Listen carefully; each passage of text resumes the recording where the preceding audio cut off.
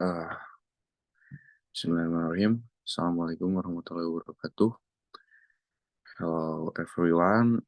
How are you today? I hope you guys in a good condition. And first of all, I want to say thank you to Mr. Adriana Gafar as a lecturer in this course who have allowed us to do the presentation today. And also to all my beloved friends. I am Fahmi Aludin Jailani. As a moderator here, will be leading the presentation about standards for conduct, routine procedures, and safe school policies. So, without any further ado, let's begin. And it's begin with my friend Jihan. So, Jihan, take your time. Okay, thank you, Fahmi. So now the first.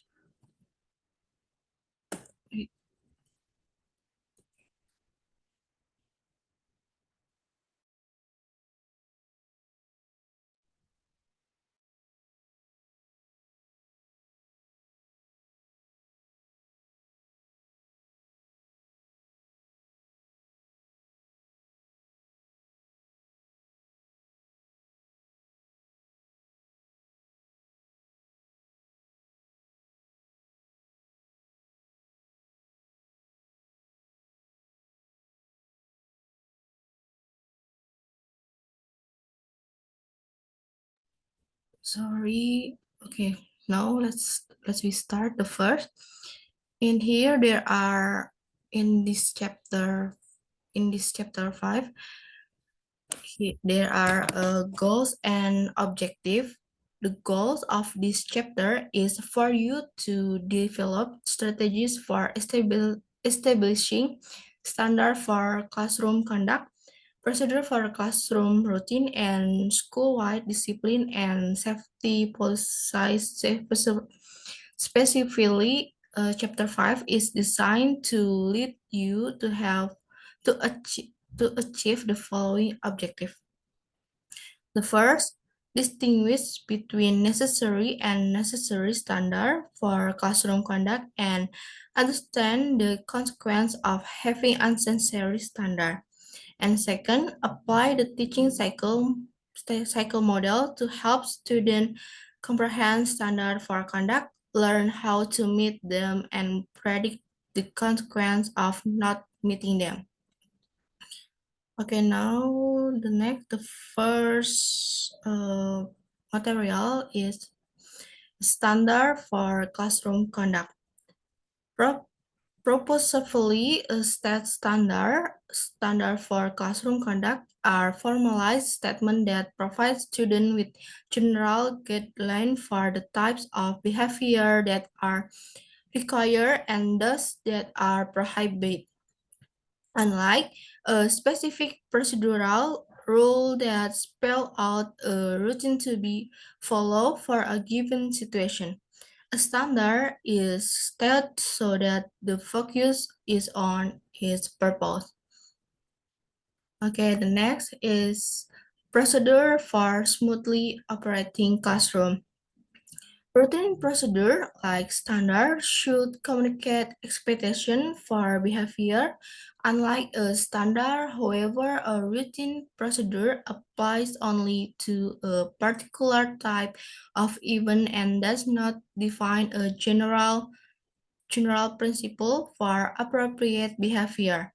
Standard for classroom conduct should be printed out and prominently displayed in this classroom. So you can see and this is the example of classroom display of a standard for conduct. Standard for conduct, the first, take advantage of learning opportunities.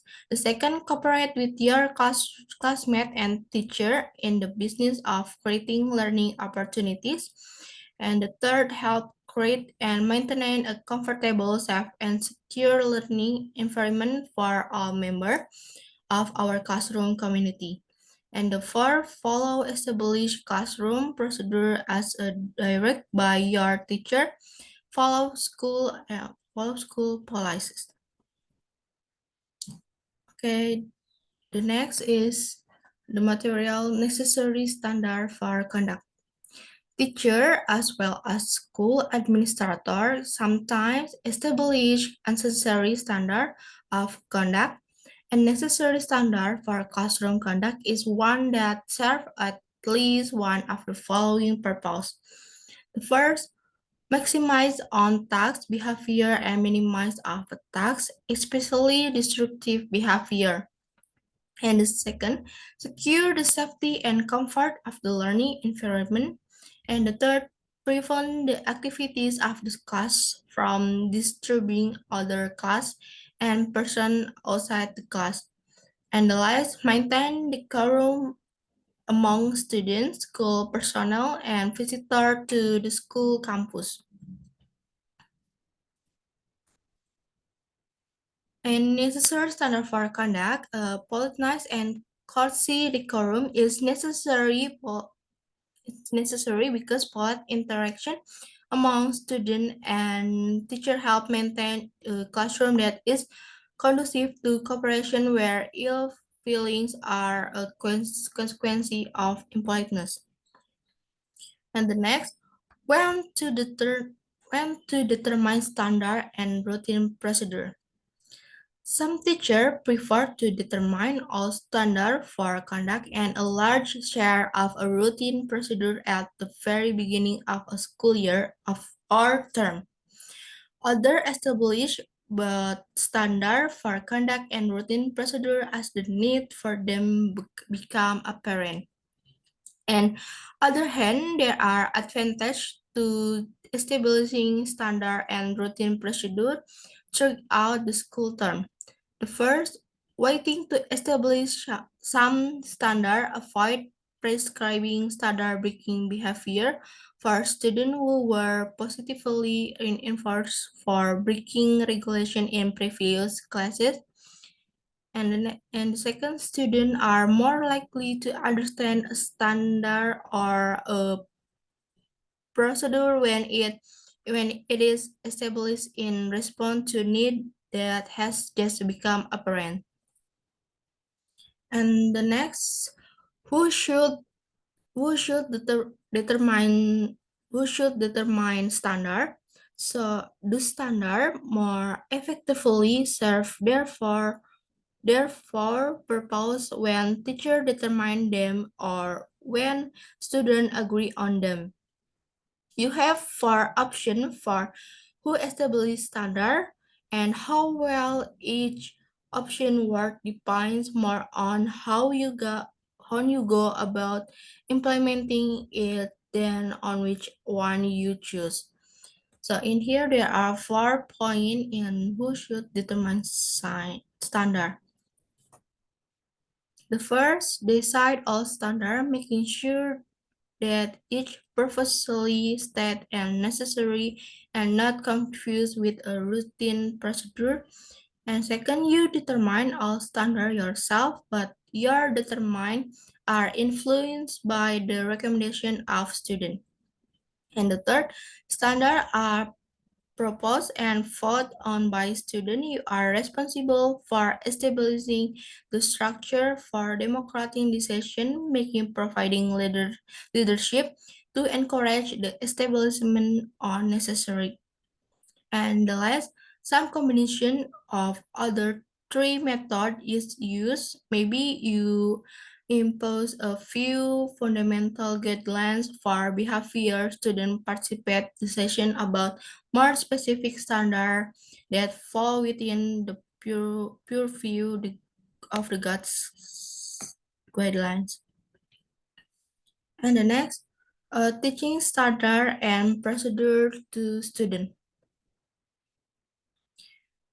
Establishing standard for conduct and routine procedure for activity is one thing, teaching them to student is quite another. Student must first learn what the standard and procedure are and how to follow them, then they must be willing to follow them. The teaching cycle model applies to teaching standard and procedure just as it does to teaching academic subject. The next, school-wide discipline policies. Your classroom's standard of conduct and routine procedure should not conflict with school-wide policies. Unfortunately, students in some departmentally school have to deal with standards for one teacher that are consistent with those for another. And many schools have rules that are necessary according to the definition presented, and herein banning has prohibiting boys from wearing earrings and regulating boys' facial hair are typical example of school-wide regulation that are difficult to justify under the four reasons for standard of conduct. And your responsibility as a teacher are further complicated by being required to enforce unnecessary policies, and many schools have a uniform discipline policies that allow teachers to establish their own classroom standard of conduct, but still have to measure advantage over no school-wide policy at all. And the first, the school-wide discipline policies can establish general guidelines for 10 individual teacher and classroom standard for conduct. Ideally, these guidelines are flexible enough to allow teacher autonomy while providing enough direction to prevent one teacher standard from conflict with another. And the second, the school-wide discipline police can establish a support service for enforcing individual teacher classroom standard. And the next is developing safe school program. We think children need for consistent, loving, safe environment help repair broken social bonds. Communities should develop comprehensive family support center and redesign school to restore the sense of tribe. From, based on Charney, propose a curriculum for ethical literacy in which teachers create culture of nonviolence and teach self-discipline by playing of naturally occurring conflict and problem. And okay, the next and the last, reducing gang-related activities in school gang activities. A critical function of a safe school system is to identify and eliminate gang activities from the school campus. A gang is a group of allied persons who engage in criminal behavior such as assault, vandalism, theft, drug trafficking, and extortion.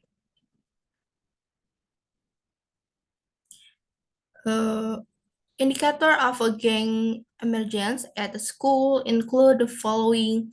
The first, the proliferation of a gang is associated with a disintegration of family unit and increase in urbanization, drug abuse, the reduction of meaningful jobs for youth and young adults, racial discrimination, alienation, and conflict. And gang members are 3 times more likely to engage in influence than youth who are not in a gang. Gang influence is a community problem requiring comprehensive community-based solution. Okay, I think that's enough from me, so I return to back to moderator Fahmi. Okay, thank you, Jan. Sorry before, is it my voice clear? Yes, is it clear? Okay, thank you. I'm going with point working with gang affiliated students and eliminating gang activities in school. Of course, it is to make a safe school. And we're going back to a critical function of a safe school system is to identify and eliminate gang activities from the school or the education. A gang is a group other person who engage in criminal such as drugs and vandalism, trafficking, and many. So to combat gang activities in school, strategies for obtaining compliance from gang-affiliated students are needed. To your responsibility as a teacher is to lead students whether is gang member or not to conduct themselves appropriately at school. Be giving tasks in your classroom and engage the learning activities happy and yep you plan for them. uh Wait a minute. Mm, see. Mm.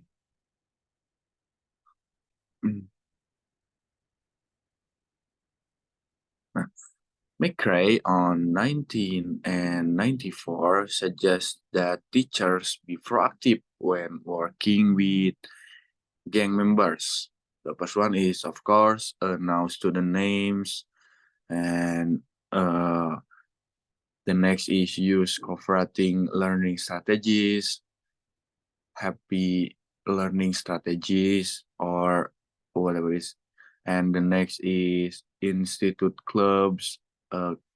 Club Clubs offer an opportunity for students to interact with teacher uh more understandable, yeah, like that, and speak informally outside class. And the last is let students know you're available to help them solve problems. Of course, uh, gang is a community that uh, people or children is like more problems. And next slide.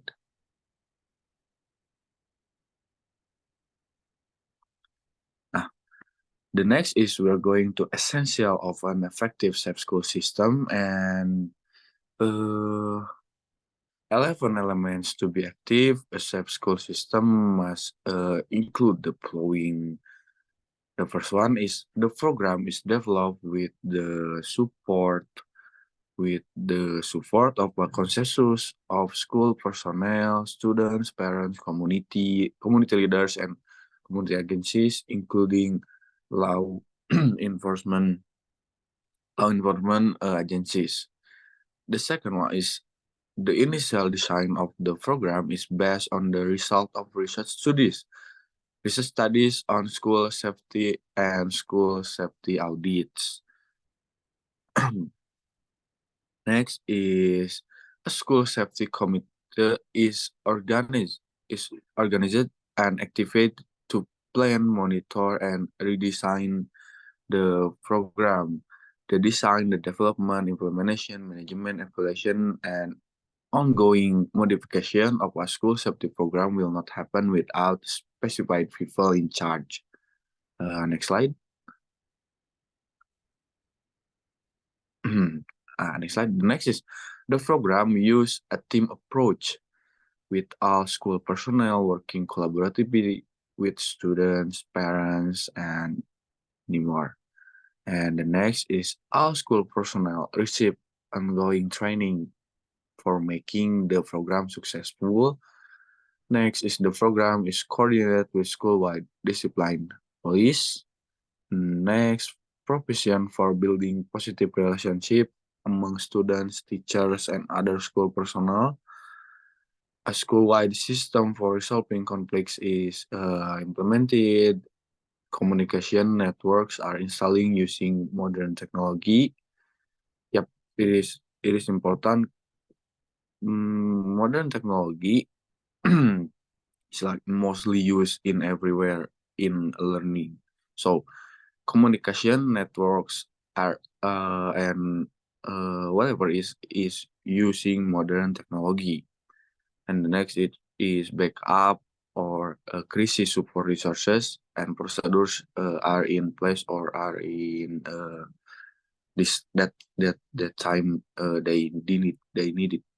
And the last is procedures are in place for controlling traffic on campus and preventing intruders from disputing uh, school business.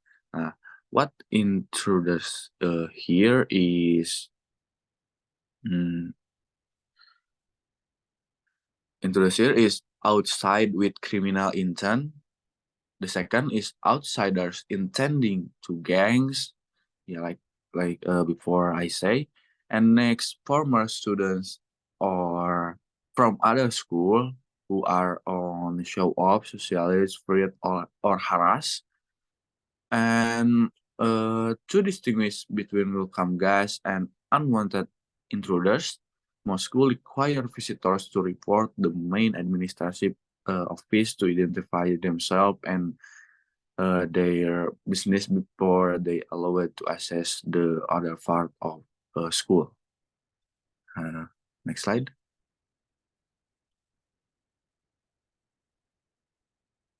Yeah, and this is the conclusion. We are going to conclusion.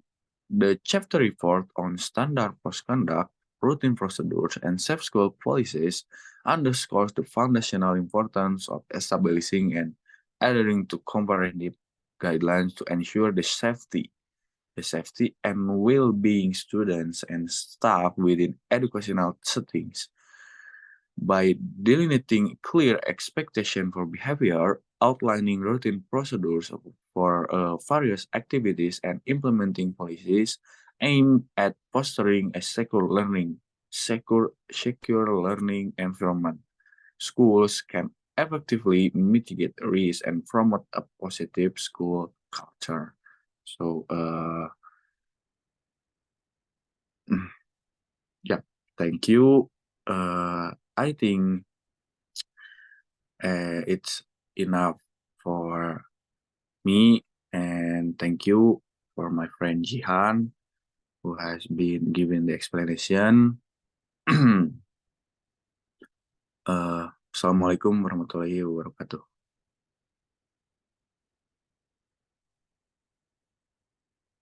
Assalamualaikum warahmatullahi wabarakatuh.